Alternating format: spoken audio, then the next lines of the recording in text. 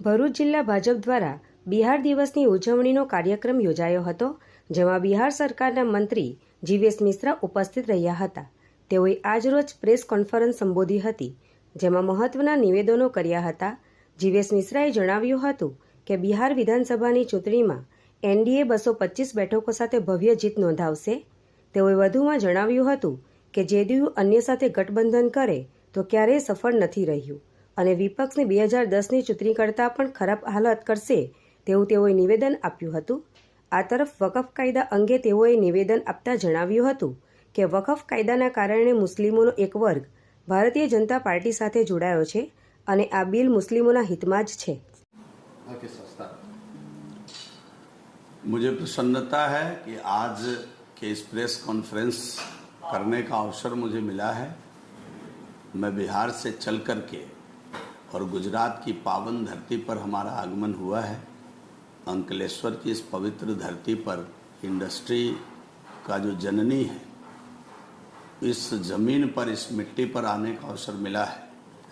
और हमारे साथ हमारे पार्टी के वरिष्ठ नेता, भारतीय जनता पार्टी के यहाँ के वरिष्ठ नेता और बिहार के ही रहने वाले श्रीमान अशोक झा जी हैं, राजीव जी हैं, विनोद जैन जी हैं.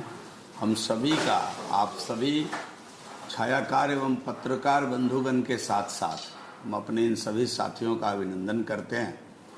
और अभी पूरे देश के अंदर देश के यशस्वी प्रधानमंत्री जी के नेतृत्व में एक भारत श्रेष्ठ भारत का एक मुहिम चल रहा है. जैसा कि आप सभी लोगों को मालूम है कि जब देश आज़ाद हुआ उस समय देश के सैकड़ों राजा और रियासतों को मिला करके गुजरात के ही बड़े नेता सरदार वल्लभ भाई पटेल जी ने पूरे देश को, संपूर्ण राष्ट्र को एक करने का काम किया था.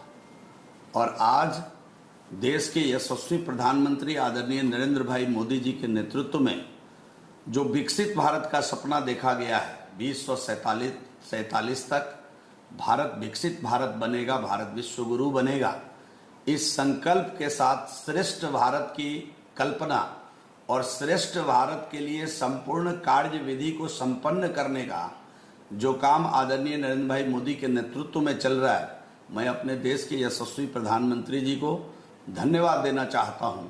और इसी क्रम में आज इस कर्म भूमि गुजरात में रहने वाले बिहार के भाइयों को का एक बड़ा कार्यक्रम कल आयोजित किया गया था.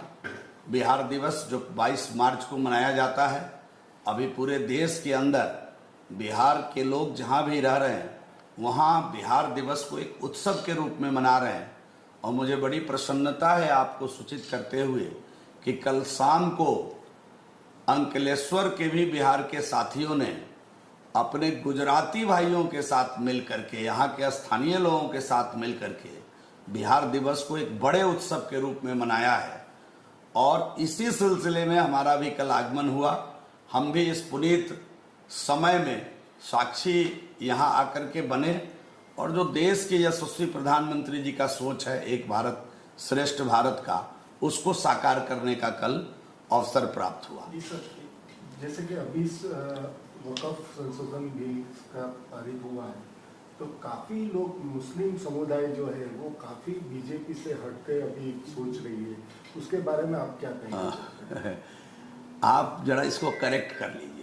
जो मेरी जानकारी है, जिस प्रदेश से मैं आता हूँ, वहाँ बड़ी संख्या में वक़फ़ के लोग जो इस बिल के कारण, जो पसमंदा मुसलमान हैं, जो गरीब मुसलमान हैं, जिनके हितों की अनदेखी आज तक हुई, वो सब भारतीय जनता पार्टी के पक्ष में है. कई जगह तो उन्होंने जुलूस निकाला है, कई जगह तो समर्थन में उन्होंने कार्यक्रम किया है. देश की जो यशस्वी प्रधानमंत्री है जिनका नाम नरेंद्र भाई मोदी है, वो सबका साथ सबका विकास में विश्वास करते हैं. और इस प्रकार की ठोस नीति के साथ कि जो वक़फ़ कुछ लोगों के हाथ की कठपुतली बनी हुई थी, आज उसको निकाल करके अल्पसंख्यक के अंतिम व्यक्ति तक विकास कैसे पहुंचे वक़फ़ के माध्यम से, इसकी चिंता यशस्वी प्रधानमंत्री जी ने की है.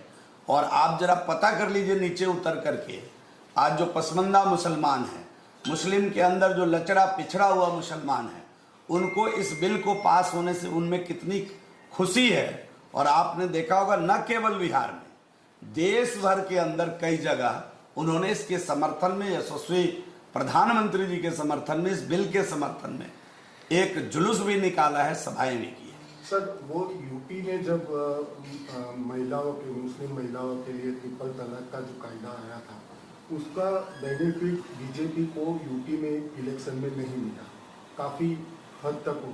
वैसा ही क्या बिहार में ऐसा हो सकता भारतीय, है? एक बात नोट कर लीजिए, लिख कर रख लीजिए, भारतीय जनता पार्टी वोट के नफा नुकसान के लिए कोई बिल नहीं लाती है। हम राष्ट्र हित में बिल बनाते हैं, हम राष्ट्र के लिए नए बिल बनाकर लाते हैं, जिसमें देश के 140 करोड़ लोगों का लाभ हो। हम उस प्रकार का संविधान लाते हैं, हम उस प्रकार की बिल बना करके सदन के अंदर लाते हैं। इसलिए ये कहना कि 3 तलाक से किसको लाभ हुआ, किसको लाभ नहीं हुआ, हम नफा नुकसान, हम व्यवसाय नहीं कर रहे हैं अन्य पार्टियों की तरह। हम इंडिया अलायंस नहीं है जो राजनीति व्यवसाय समझकर करते हैं। हम राजनीति राष्ट्रभाव को समझकर करते हैं। हमारा एक ही उद्देश्य है, राष्ट्र प्रथम, और इसी भाव के साथ हम राजनीति करते हैं। आज मुस्लिम बहनें खुश हैं।